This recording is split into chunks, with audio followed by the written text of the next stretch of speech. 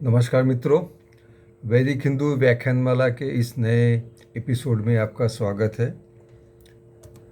मैं तुषार मुखर्जी, परमाणु ऊर्जा विभाग, department of atomic energy, Mumbai का रिटायर्ड साइंटिफिक ऑफिसर हूँ। आज का विषय है एक ईश्वर और निराकार ईश्वर। क्या ये सिद्धांत वस्तुतः वैदिक सिद्धांत है?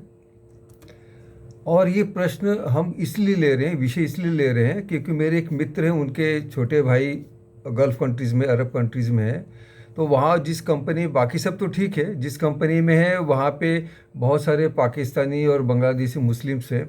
वे इनको बहुत परेशान करते रहते हैं कि हिंदू धर्म ऐसा है वैसा है, और उनको धर्म परिवर्तन के लिए बहुत बोलते रहते हैं, परेशान करते रहते हैं।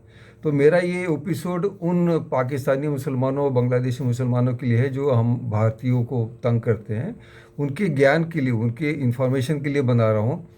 पहला तो बात यह है कि अगर आप किसी भारतीय का धर्म परिवर्तन करेंगे तो आप इसको क्या बोलेंगे? ये जो मुस्लिम है वो क्या सिखाते हैं कि ईश्वर एक है ना।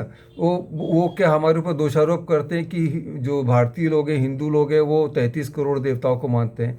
तो 33 करोड़ देवता की बात भी गलत है। वो 33 कोटि है, 33 प्रकार के हैं। उसके लिए अलग मैंने इसका वीडियो बनाया है, वो भी आपको वैदिक हिंदू यूट्यूब का जो चैनल है वहाँ आपको मिल जाएगा।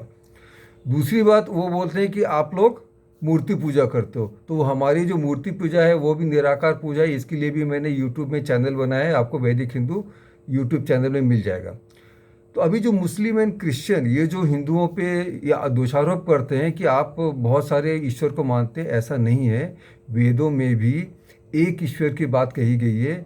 ऋग्वेद के प्रथम मंडल का 164वां सूक्त है, उसका एक मंत्र है जिसमें कहा गया है एकम सत विप्रा बहुधा वदन्ति। ईश्वर एक है लेकिन उसको ज्ञानीजन भिन्न भिन्न नामों से पुकारते हैं। एक्चुअली ये मंत्र सबसे सही है। क्यों?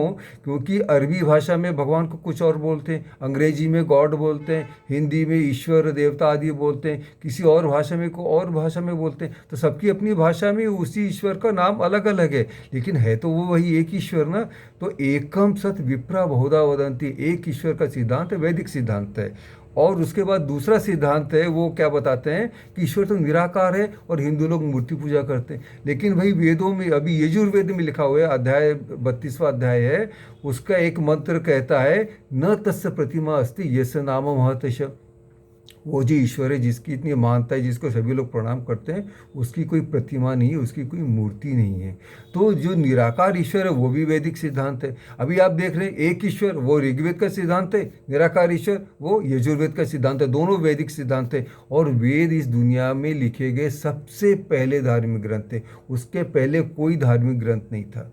तो ये जो चीज़ सबसे पहले जो लिखता है वो उसी का सिद्धांत माना जाता है। जैसे ग्रेविटी का सिद्धांत न्यूटन ने दिया, तो आज हम भले ही बोलें कि ऊपर से सेब गिर रहा है, वो तुषार का सिद्धांत नहीं हो जाएगा, वो न्यूटन का सिद्धांत ही रहने वाला है। वैसे ही चूंकि एक ईश्वर की मान्यता और निराकार ईश्वर की मान्यता वेदों में सबसे पहले बताई गई है, इसलिए ये दोनों शिक्षाएं वैदिक सिद्धांत हैं।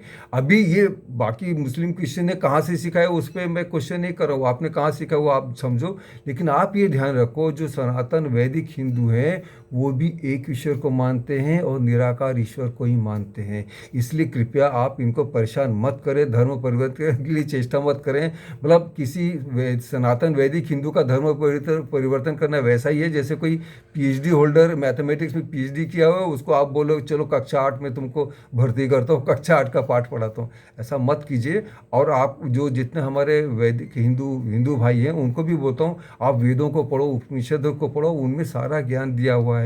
और ये ध्यान रखिए कि हमारा जो हिंदू धर्म है वो भी एक ईश्वर को मानता है, निराकार ईश्वर को मानता है। और ये जो भ्रांतियाँ हैं कि 33 करोड़ देवता हैं और ये मूर्ति पूजा, उसके ऊपर भी आपको वीडियो मैंने बनाया, उसका क्लैरिफिकेशन दिया है, वो गलत है।